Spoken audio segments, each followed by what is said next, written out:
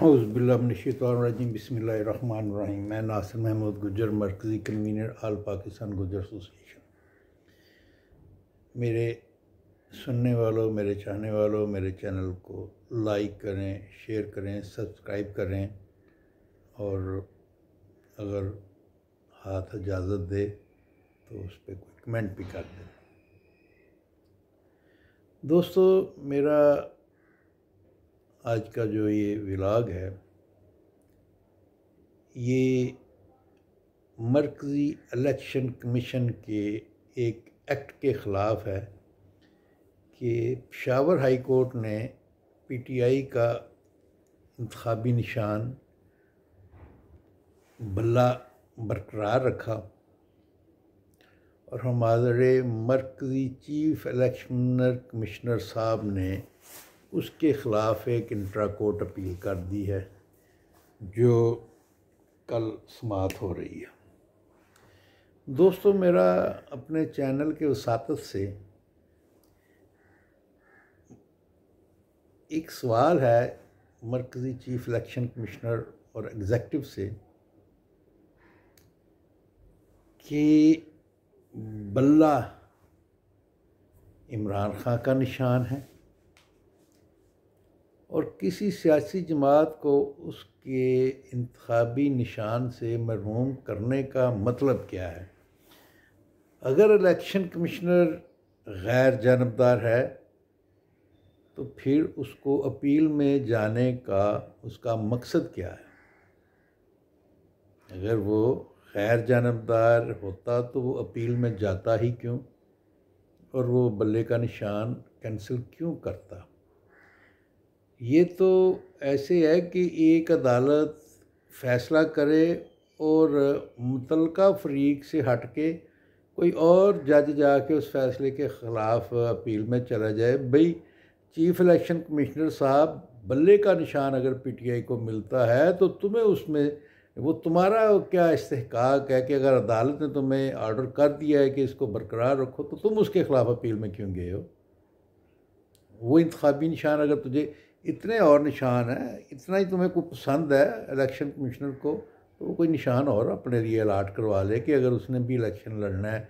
Chief election commissioner ने as a election commission के एक अदारे के उसने अगर इलेक्शन में जाना है तो वो कोई अपने लिए और निशान अलाट कर ले। भला तो इमरान खान का है और अदालत ने ऑर्डर कर दिया, अब तुम उसके ख़िलाफ़ अपील में गए हो। ये तो हमारी अक्ल और दानिश यहाँ पे आके ख़त्म हो जाती है कि एक अदारा अदालत का हुक्म मानने के लिए तैयार नहीं है और उसके ख़िलाफ़ वो अपील में जा रहा। अल्लाह तेरी कुदरत।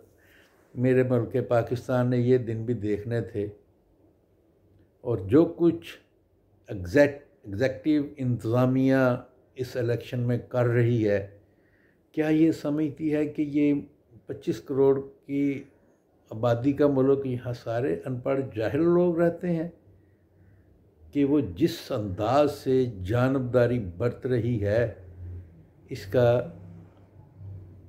जिन जमातों का वो हमायती अदारा बन चुका है उनके लिए कोई अच्छा रिज़ल्ट नहीं निकलेगा। वो 25 करोड़ आवाम में से 12 करोड़ जो वोटर हैं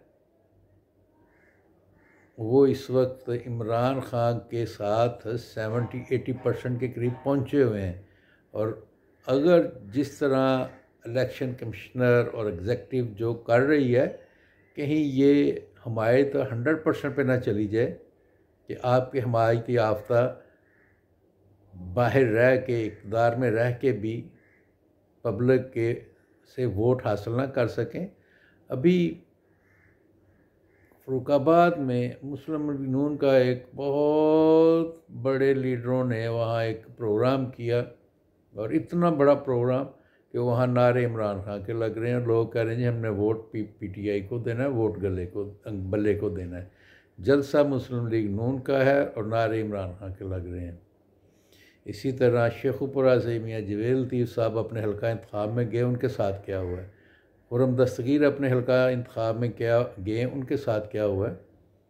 तो ये लम्हा फ़िक्रिया इनके लिए है जिनके हमायती याफ्ता मरकज़ी चीफ इलेक्शन कमिश्नर साहब हैं चीफ इलेक्शन कमिश्नर साहब, आपने ख़ुद से आके वोट नहीं डालना, और सियासत को इतना पोल्यूशन ज़्यादा ना करो कि सियासत से लोग नफ़रत करना शुरू हो जाएं, और जब सियासत से लोग नफ़रत शुरू करना कर देंगे तो फिर निज़ाम कौन सा होगा जो आप इस मुल्क में राइज करना चाहेंगे? फिर तो एक ही सिस्टम रह जाएगा मार्शल लॉ का। अभी इनडायरेक्ट तो अभी भी है, फिर डायरेक्टली मार्शल लॉ होगा। तो फिर ये चीफ इलेक्शन कमिश्नर नहीं होगा, फिर यहाँ कोई और ही बैठा होगा। तो खुदारा गौर करें, ये जो वो 6 कंडे मेरे मुल्क के मौजूदा हुक्मरान, मौजूदा इस्टेब्लिशमेंट, मौजूदा चीफ इलेक्शन कमिश्नर और उसके मेंबरान ने जो इख्तियार किया हुआ है, ये को अच्छा नहीं है।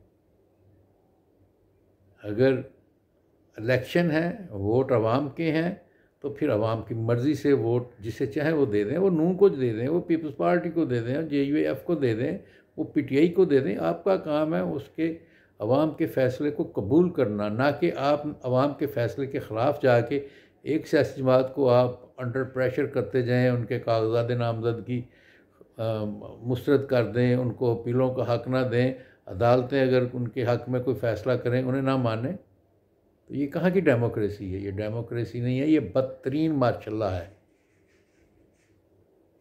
ये सिविल निगरान हुकूमत की शक्ल में बदतरीन मार्शल लॉ है। शायद जनरल ज़िया ने भी इस तरह की अमल नहीं किए जो इस वक्त हो रहे हैं। तो खुदारा इस मुल्क पर रहम करें, इस मुल्क को चलने दें, इसको तख्ते मशका ना बनाएं। बहुत तख्ते मशका बन चुका है, तजर्बात बहुत हो चुके हैं। 47 से लेके अब तक तजर्बात ही हो रहे हैं। अब इन तजर्बात को